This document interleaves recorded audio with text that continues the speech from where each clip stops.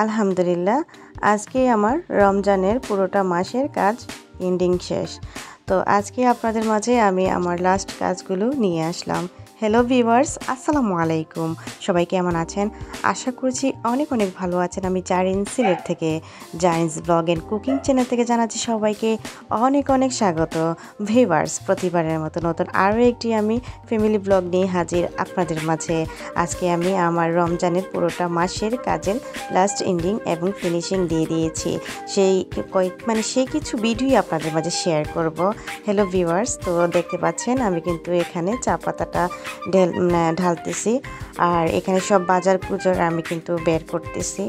আমি যে চা পাতাটা আপনাদেরকে আজকে দেখাবো, শেয়ার করব, এই চা পাতাটার একটা কাহিনী আছে, সবাই মনোযোগ দিয়ে শুনেন। আমার এই চা পাতাটা আমি প্রায় আজকে থেকে 10 বছর হয়েছে এই চা পাতাটাই খাই, এবং এটার সাথে গিফটও দেয়, কোনো দিন গ্লাস, কোনো দিন কাপ দেয়। তো এটা যদি গ্লাস নাও দেয়, কাপ যদি নাও দেয়, ফ্রি যদি কোনো কিছু নাও দেয়, তারপরেও কিন্তু এই চা পাতা আমি খাবো।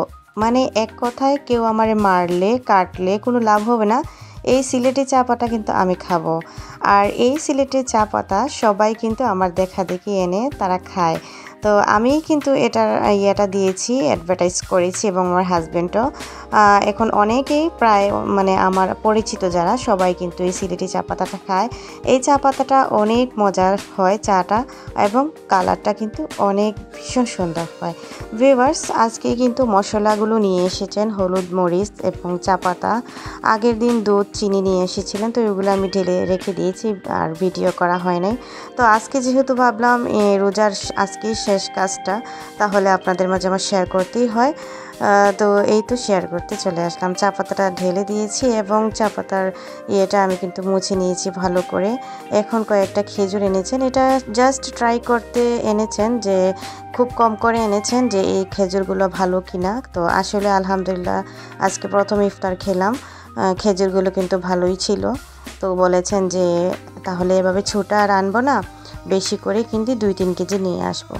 তো আমরা কিন্তু প্রতিবারই 2-3 কেজি নিয়ে আসি খেজুর, আর 2-3 কেজি আমাদের পুরোটা মাস চলে যায়। এখানে বাচ্চাদের টিফিন কেক এনেছেন, তো উনি এভাবে একসাথে নিয়ে আসেন। তো এটা একটু দেখে নিলাম কয় পিসের দিয়েছে। তারপরে এখানে দেখতে পাচ্ছেন আমি মরিচগুলো কিন্তু ঢেলে দিচ্ছি, আর এই গুঁড়া মরিচগুলো উনি এমন একটা জায়গা থেকে আনেন, মানে এত ভালো মরিচ, এবং অনেক ঝাল কিন্তু এই মরিচগুলো। তো এই তো মরিচগুলো কিন্তু ঢেলে দিচ্ছি, আপনাদের মাঝে শেয়ারও করে দিচ্ছি। মরিচটা কিন্তু অনেক ঝাল, কালারটা দেখে হয়তো বুঝতে পারতেছেন। তো ভিউয়ার্স, আমি কিন্তু এই মরিচের কৌটা, হলুদের কৌটা, ধনে গুঁড়ার কৌটা, সবগুলো কিন্তু আমি রোজার 15-20 দিন আগেই কিন্তু পরিষ্কার করে নিয়েছি কুসুম গরম পানি দিয়ে। তারপরও আজ আরও একবার করে এই যে মশলাগুলো ঢালতেছি, সব গুঁড়া পড়ে যাবে। আমি যে কোনো জিনিস ঢালবো কোনো বক্সে, আর পড়বে না তা তো কোনো সময় হবে না, এটা পড়বেই। তো যাই হোক, ওই যে আমি বলতে বলতে কিন্তু ফেলে দিয়েছিলাম, আর অনেক কষ্ট করে পরে এই মরিচের গুঁড়া আমার হাতেও জ্বলছিল, অনেক ঝাল।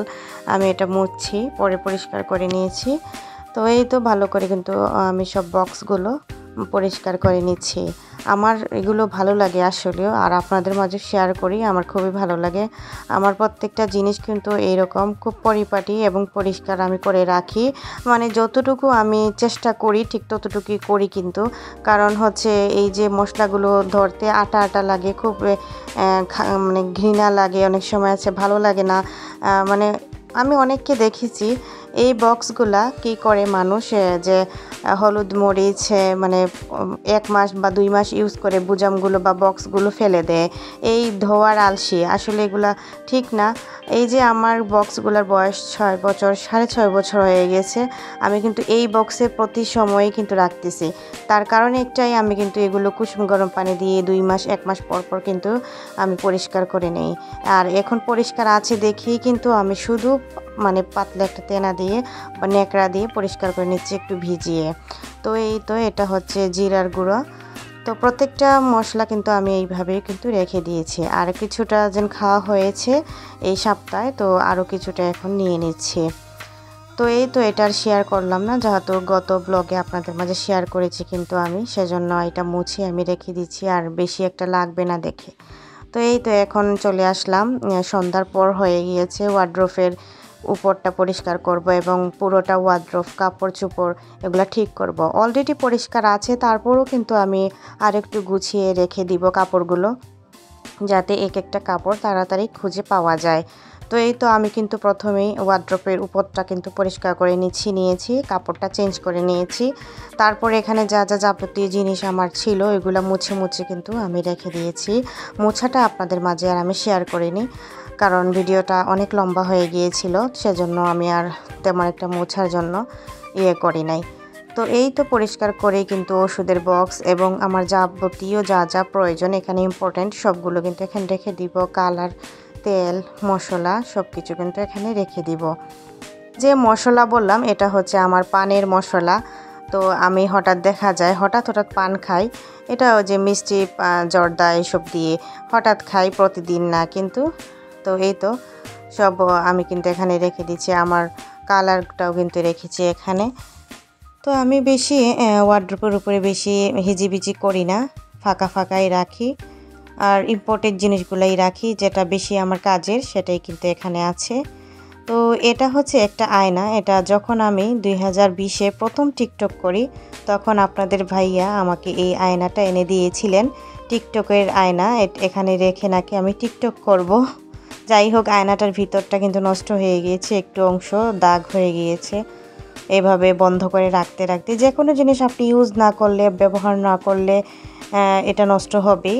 তো আমার কিছু প্রয়োজনীয় খাতা, সংসারের হিসাব বা যে কোনো ইম্পর্টেন্ট কিছু লেখা লাগে, তো আমি খাতা পেন আমার এখানেই রাখি।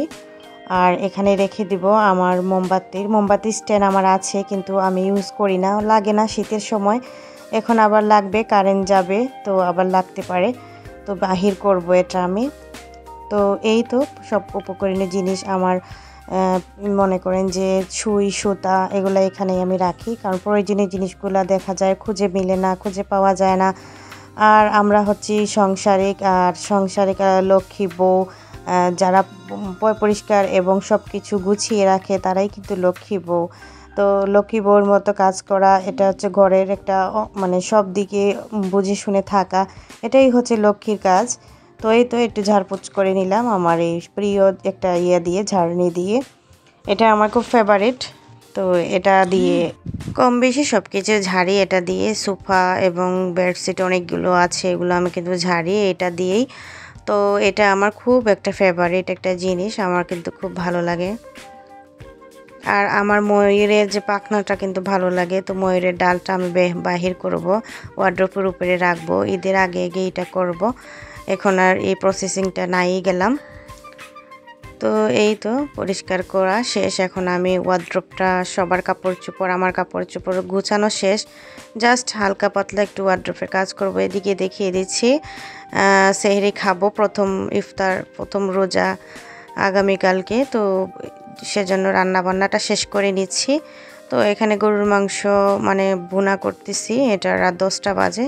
একদিকে ভাত আর একদিকে গরুর মাংস তরকারিটা রান্না করেছি।